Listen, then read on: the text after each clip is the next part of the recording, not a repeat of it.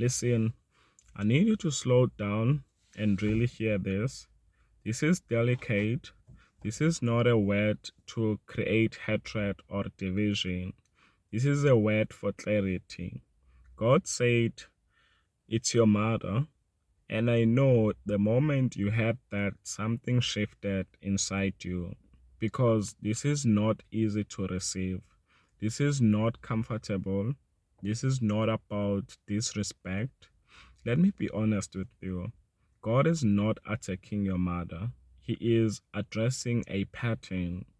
You see, some of you have been confused because the resistance you've been feeling did not make sense. You kept asking yourself, why do I feel guilty for growing? Why do I feel torn when I try to obey God? Why does every big step forward come with emotional pressure? And this is the part that hurts. The pressure did not come from strangers, it came from home. Sometimes the people who raised us don't know how to release us, not because they are evil, not because they don't love us, but because they are afraid of losing relevance, control, or closeness. And God is saying, this influence has gone too far. If this is touching something personal, I want you to pause and breathe. We are not dishonoring anyone by listening to God. Think about Hannah. She loved her son Samuel deeply, but she still had to release him to God's purpose. Imagine if she held onto him out of fear, Samuel would have never become who he was called to be. Some of you are dealing with a mother who loves you, but also questions your faith, minimizes your vision, or subtly pulls you back when God is pushing you forward. It sounds like a concern, it sounds like protection, but it feels like restraint. And you felt it.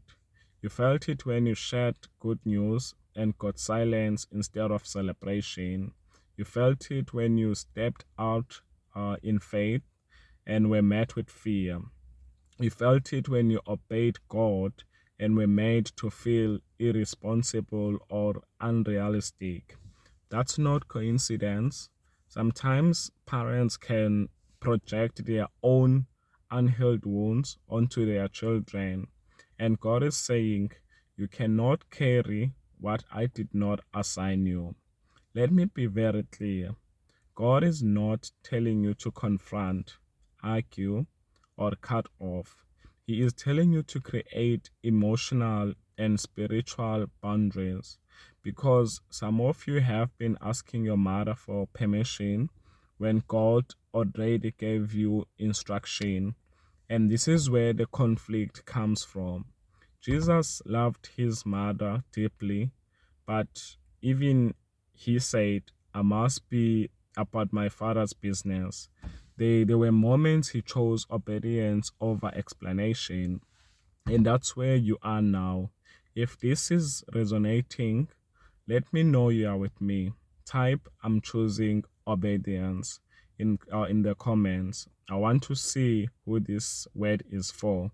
Sometimes the hardest separation is not physical, it's emotional. It's learning to stop absorbing opinions that weaken your faith. And this is the part that will bring you peace. Once you stop oversharing, once you stop seeking approval, once you stop explaining what God told you to do, the tension will lessen. You will pray clearer, you will move faster, you will feel lighter. This doesn't mean you stop loving your mother. It means you stop letting fear speak louder than God. And if you are being honest, you already knew something was off. This word did not shock you, it confirmed you. I want to ask you something and answer it honestly in the comment if you are comfortable. Have you ever felt guilty for becoming who God called you to be? Yes or no is enough because you are not rebellious, you are not ungrateful, you are growing, and God is protecting your next season. If this message speaks to your heart, say amen.